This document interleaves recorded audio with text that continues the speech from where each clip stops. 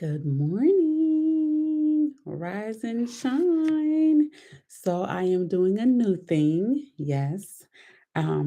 I'm going to start going live um, every morning, at least for the rest of the year.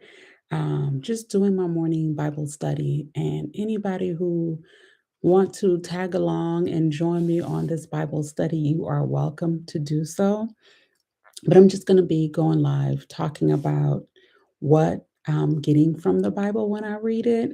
And it's not going to be long. It's going to be no more than 10 minutes because I know I can be long winded.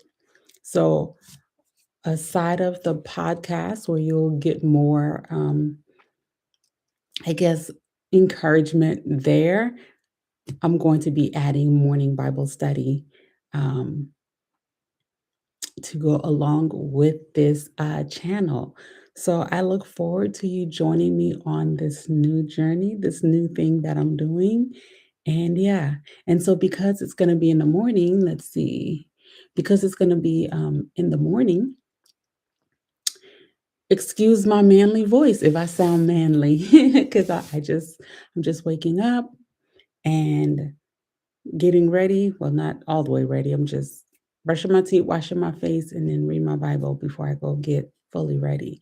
So, yes, join me. All right. So this morning, so for the past couple of months, I've been reading, studying out Kings, First and Second Kings. I did First Kings. First Kings is really all about all the kings that were coming up, and the theme that the reoccurring theme I saw on in First King is just king after king after king. God is like, listen, let me see if I can find my where it is. Gotta check to see how we're doing on time. I have a the Bible I'm using. This is I don't want to lose my place, but I'll be reading from the New King's James version. Um, So just in case you want to follow along. But when I read the first Kings, the overall theme I got from the book of Kings is pretty much God honors obedience and is faithful to his covenant despite our behavior. He dislike and judges idolatry. Um, One of the things I noticed, know who God is and who you are in Him in First King, and then stay faithful to His word even when compromise seems beneficial, and then walk in obedience, trust God to handle the outcome. So throughout First Kings, um,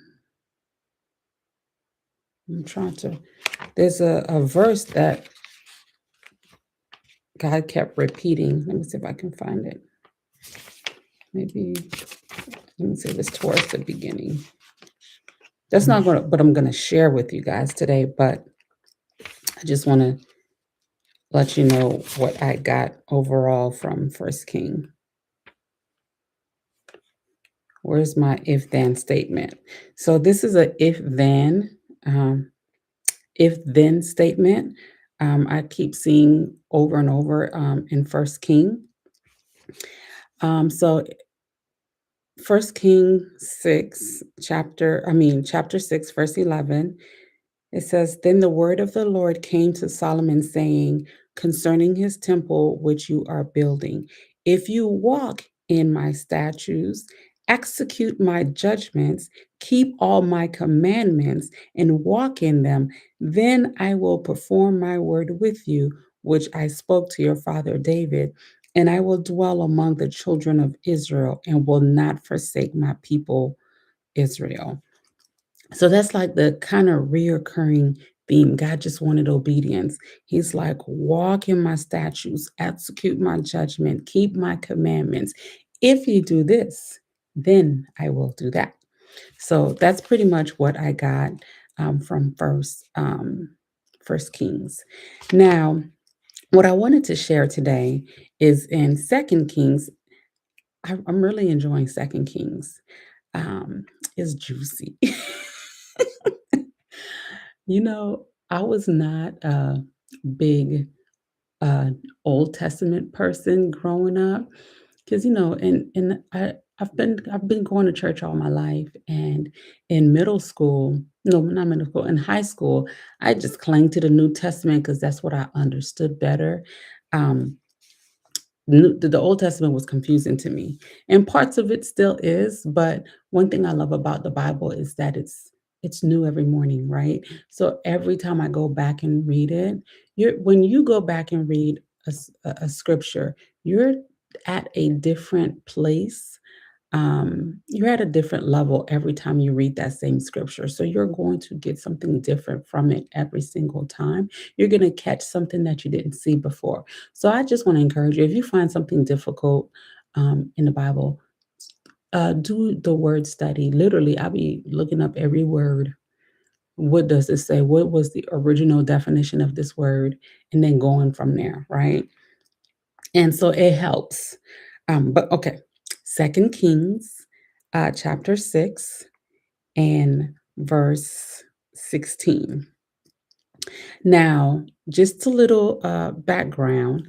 Elijah has already been taken up, and Elisha has been pretty much is walking in his place, has taken over. And so now he's, you know, doing miracles. This story of Elisha and Elijah kind of reminds me of the New Testament, where they're going around. I felt like some of the stories were very similar, and I'll go talking through the different stories on another morning Bible study. But you see the miracles happening. You see them raising people from the dead. You see feeding folks with just little. So it just reminds me of the New Testament. So I love when I'm reading the Old Testament and I can see New Testament connections. All right. So Second Kings. Oh, so Elisha um, is now being pursued by the Syrians. And in verse 16, let me start it. So if you start in verse 8, it talks about how Syria, they're, making war against Israel. And now the folks are coming to attack. Um, and it in verse 11, it says, therefore, the heart of the king of Syria was greatly troubled by this thing, and he called his servant and said to them, will you not show me which of us is for the king of Israel? And one of his servants said, none, my lord, O king, but Elisha, the prophet who is in Israel, tells the king of Israel the words that you speak in your bedroom. So he said, go and see where he is, that I may send and get him. And it was told him, saying, surely he is in Dothan. Therefore he sent horses and chariots and a great army there, and they came by night and surrounded the city. And when the servant of the man of God arose, this is Elisha's servant. When he arose early and went out, there was an army surrounding the city with horses and chariots. And his servant said to him, alas, my master. I'll be trying to picture in my head how they respond. Alas, my master, what shall we do? He said, this is Elisha talking now. He answered, do not fear. I'm in verse 16. It says, do not fear, for those who are with us are more than those. I'm sorry. Yes, do not fear, for those who are with us are more than those who are with them. And then in verse 17, it continues and it says, and Elijah prayed and said, Lord, I pray, open his eyes that he may see. Then the Lord opened the eyes of the young man, and he saw. And behold, the mountain filled, was full of horses and chariots of fire all around Elisha. So when the Syrians came down to him, Elisha prayed to the Lord and said, strike the people, I pray, with blindness. And he struck them with blindness according to the word of Elijah. I will stop there, but it goes on. But what I want you to pay attention to is 16, verse 16. Do not fear, for those who are with us are more than those who are with them.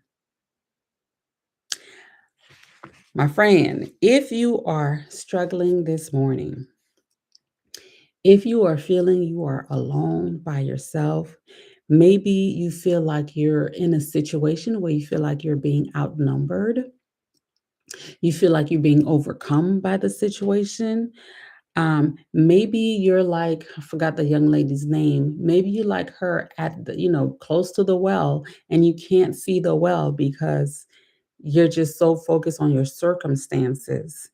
Maybe you like the people who went over, can't remember the city, that said they were like grasshoppers in their sight. Maybe you feel like those people, but I want you to pray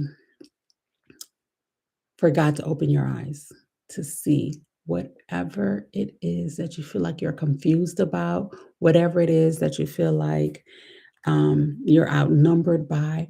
Pray that God can open your eyes so you can realize you are not alone. You are not outnumbered. There are more with you than with them.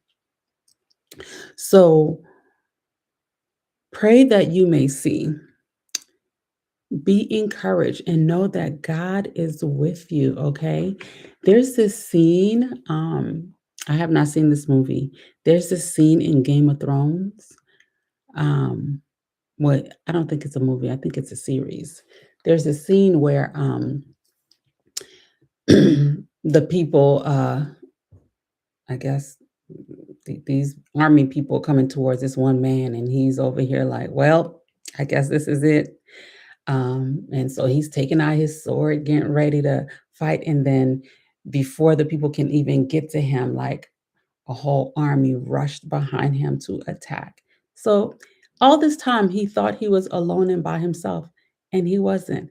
Same with us. We are not alone. We are not by ourselves. Even if our circumstances may make us think that way, we are not alone. We are not by ourselves. Know that God is with you because he said, do not fear, for those who are with us are more than those who are with them. Be encouraged, my friend, and I will see you tomorrow, God willing. Enjoy your day.